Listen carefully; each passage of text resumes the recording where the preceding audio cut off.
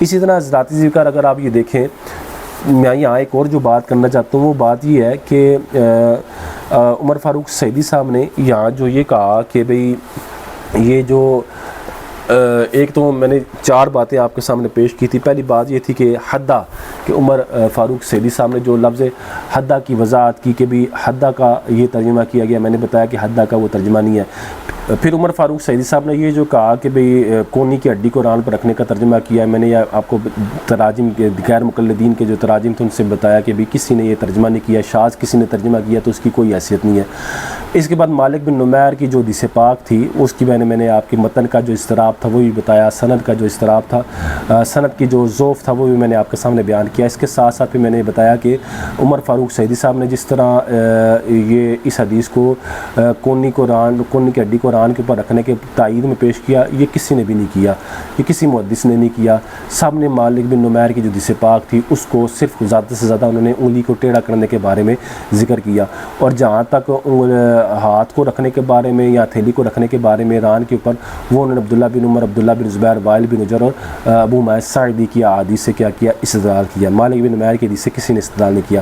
اسی طرح حضرات ذکر شیخ عمر فاروق سعیدی صاحب نے جو اگلی بات کی تھی وہ کہا تھا کہ محدث اثر شیخ ناصر الدین البانی وہ کونی کو ران کے اوپر رکھنے کی طرف مائل ہیں، جبکہ ابن رسلان اور سندھی جو ہے وہ کونی کو ران سے اٹھائے رکھنے کے قائل ہیں. میں وہ عبارت آپ کے سامنے پھر پڑھتا ہوں تاکہ میں اچھے طریقے سے آپ کو ان کی بات سمجھا سکوں.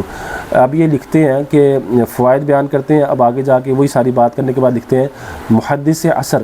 شیخ البانی رحمہ اللہ اسی طرف مائل ہے، یعنی کس طرف کہ کونی کو ران کے اوپر رکھا جائے گا، جبکہ ابن رسلان اور سندھی وغیرہ کونی کو ران سے اوپر اٹھائے رکھنا مراد لیتے ہیں. حضرات کا شیخ ناصر الدین البانی جو ہیں جن کا انہوں نے حوالہ دیا اور محدث اثر لکھا کہ محدث اثر شیخ البانی وہ اس طرف مائل ہیں کہ کونی کو ران کے اوپر کیا کیا جائے گا، رکھا جائے گا. تو شیخ ناصر الدین البانی وہ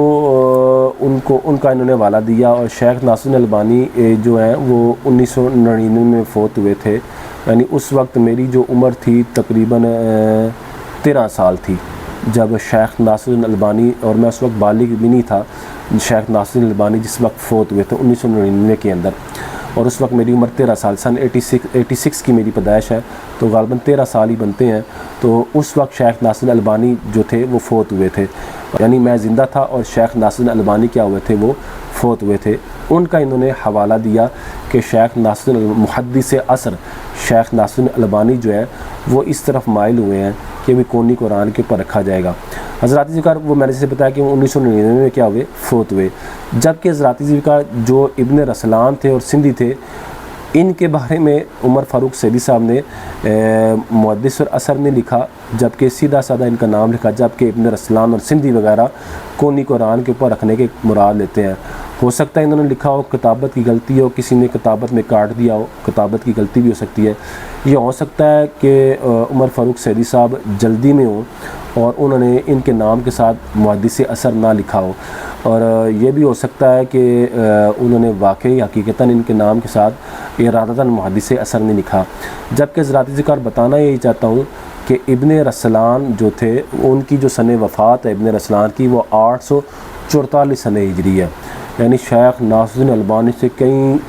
صدیاں وہ پہلے فوت ہوئے. اسی طرح جو علامہ سندھی ہیں، علامہ سندھی